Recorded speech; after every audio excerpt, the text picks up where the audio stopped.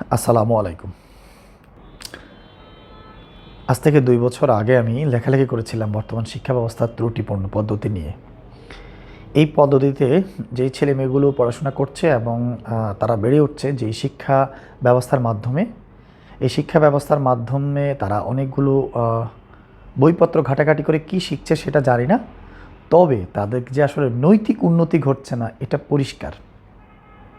আমি তখন বলেছিলাম যে ২০৩০ সাল থেকে ২০৩৫ সালের পরে এই ছেলেমেয়েগুলোই দেশের বিভিন্ন সরকারি এবং বেসরকারি খাতে অবস্থান করবে এবং পদপদায়ন লাভ করে যখন তারা দেশ শাসন করবে কিংবা বিভিন্ন কর্মসংস্থানে তারা ভূমিকা রাখবে, তখন তাদের অদক্ষতা, তাদের অযোগ্যতা প্রকাশ পাবে এবং দেশের উন্নয়ন উন্নতি তো অনেক দূরে থাকুক, যা আসলে সঠিকভাবে তারা সমাজ ব্যবস্থা গড়ে তুলতে পারবে এই ব্যাপারেও আসলে যথেষ্ট সন্দেহ রয়েছে।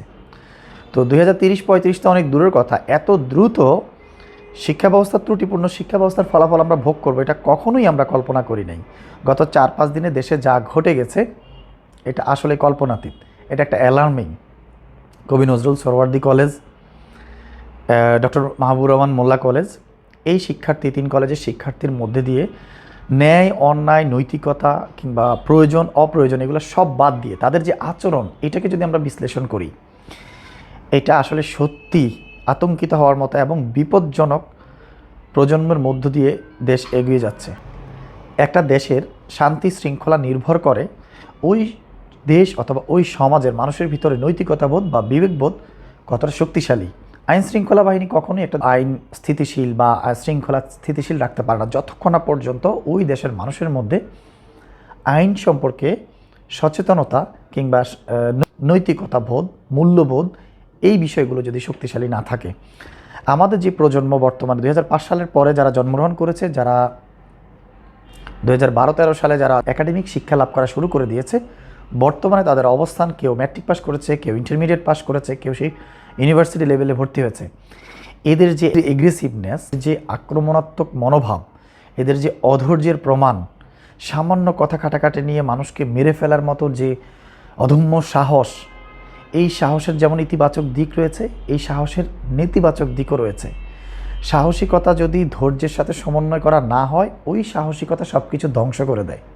আমাদের বর্তমান যে প্রজন্ম বেড়ে উঠছে, এই প্রজন্মের হাতে একটা সময় দেশ যাবে, তারা দেশ শাসন করবে। আমরা আসলে সন্দিহান যে আমাদের শিক্ষা ব্যবস্থার মাধ্যম দিয়ে এই যারা শিক্ষিত হচ্ছে এরা আসলে কতটা নৈতিকতাপূর্ণ মানুষ হিসেবে বেড়ে উঠছে। এরা যখন দেশ শাসন করবে এরা আসলে কি করবে, এটা এদের দোষ নয়, এটা আমাদের শিক্ষা ব্যবস্থার দোষ, আমাদের শিক্ষক সমাজের দোষ, এটা আমাদের দেশের শিক্ষা পদ্ধতির দোষ। এটা অত্যন্ত বিপজ্জনক বার্তা দেয় যে একটা প্রজন্ম যখন শিক্ষা ব্যবস্থায় দুর্বলভাবে বেড়ে ওঠে, এই প্রজন্ম যখন পলিসি মেকারের দায়িত্ব পাবে, এই প্রজন্ম যখন দেশের শাসনভার পাবে, তখন আগামী আরও ৩ প্রজন্মকে ধ্বংস করে দেবে। আমরা তো প্রত্যেকেই শুধু নিজের খাই, নিজের পড়ি আর নিজেকে নিয়ে ব্যস্ত আছি। আসলে এটাই কি জীবন? ৬০-৭০ বছর বাঁচবেন, খেয়ে মরে যাবেন, খেয়ে পড়ে মরে যাবেন? আপনার পরবর্তী প্রজন্মের জন্য আপনি কি করে যাবেন?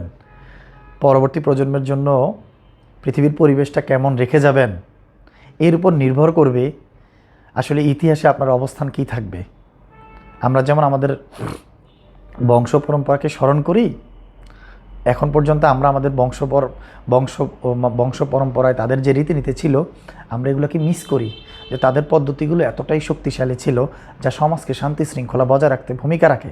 আর বর্তমানে আমরা যে প্রজন্মকে বেড়ে তুলছি, এরা যে সামাজিক সার্বিক পরিবেশ পরিস্থিতি তৈরি করছে, আমরা যেটা তৈরি করছি, এর মাধ্যম দিয়ে সমাজের অবস্থান যে কোথায় গিয়ে দাঁড়াবে এটা আসলে আমরা এখন ভাবতে পারছি না। আজ থেকে ২০ বছর পরে আমরা উপলব্ধি করব, ঠিক যেমন বর্তমানে যারা ৬০ বছর ৭০ বছর আছে এরা যেমন ফিল করছে যে ১৫ বছরের একটা ছেলে একটা ৭০ বছরের বৃদ্ধকে চড় মারছে আর মানুষটা কান্না করে যাচ্ছে, আর যারা এই ঘটনা দেখছে তারা ভাবছে প্রজন্ম নষ্ট হয়ে গেছে।